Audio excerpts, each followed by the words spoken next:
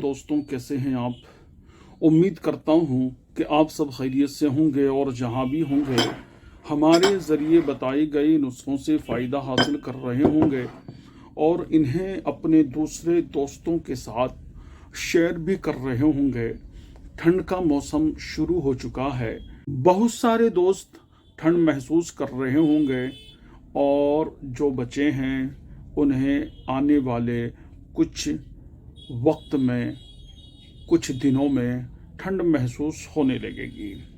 इस ठंड के चलते हुए एक रोग, एक मर्ज बहुत परेशान करता है, वो है लकवा, फालिज, पैरालाइजिस, साइटिका और लंगड़ी का दर्द। साइटिका और लंगड़ी का दर्द एक ही चीज़ है।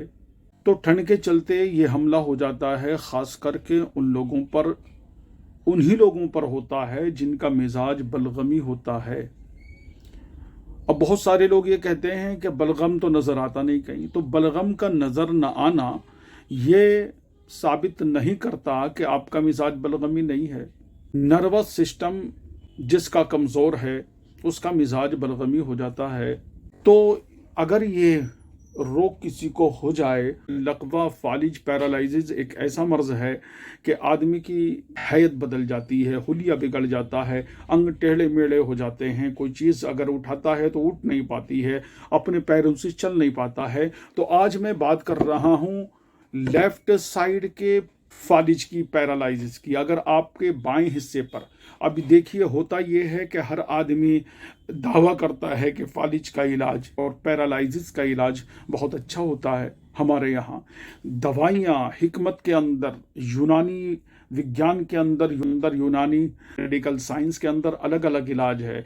अगर आपके राइट साइड में लकवा हुआ है, फालिज गिरा है, तो उसका इलाज अलग है, और बाएं हिस्से पर लेफ्ट साइड में हुआ है तो उसका इलाज अलग है। उमूमन ज़्यादातर बाएं हाथ के बाएं हिस्से की तरफ, लेफ्ट साइड में फालिज का हमला ज़्यादा होता है और उससे आदमी बेजान हो जाता है, वो हिस्सा काम करना बंद कर देता है। आप जाते हैं एलोपैथिक के अंदर, फिरंगी दवाओं के अंदर, आपको न्यूरो सर्जन या न्यूरोलॉजिस्ट आपको देखेगा और दवाइयाँ इतनी सारी कर देगा कि आपके होश उड़ जाएंगे। फिर भी आपके हाथों में, पैरों में जान आना मुश्किल हो जाएगी, बहुत ज़्यादा लंबा वक्त लिया जाएगा।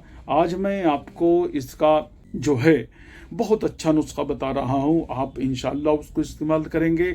लकवा, पैरालाइजिस और फालिज और साइटिका, लंगड़ी का दर्द, ये सब ख़त्म हो जाने वाले हैं। सबसे पहले लेनी है हमें मवेज़ मुनक्का। मुनक्का आप सब जानते हैं, मैं लिख कर भी आपकी स्क्रीन पर चलने लगेगी न्यूज़ से। तो मवेज़ मुनक्का, इसकी बीज निकालने हैं मवेज़ मुनक्का के, ये लेनी है आपको।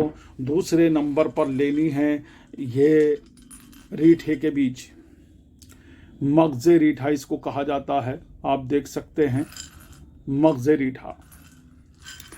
और रीठा मतलब जो आप देखते हैं जिसे शैम्पू के तौर पर इस्तेमाल किया जाता है। और ये हैं लौंग। लौंग अच्छी वाली हो, मोटी वाली हो, इस तरह की लौंग होनी चाहिए। सड़ी भूसी लौंग, सूखी सड़ी भी नहीं होनी चाहिए। अगर ऐसी होगी तो आपके मर्ज में दूर करने के बजाय आपको नुकसान हो सकता है। तो मैं ये कहता हूँ कि पहले लेनी है मवेज़ मुनक्का। इसकी क्वांटिटी होगी लगभग 50 ग्राम।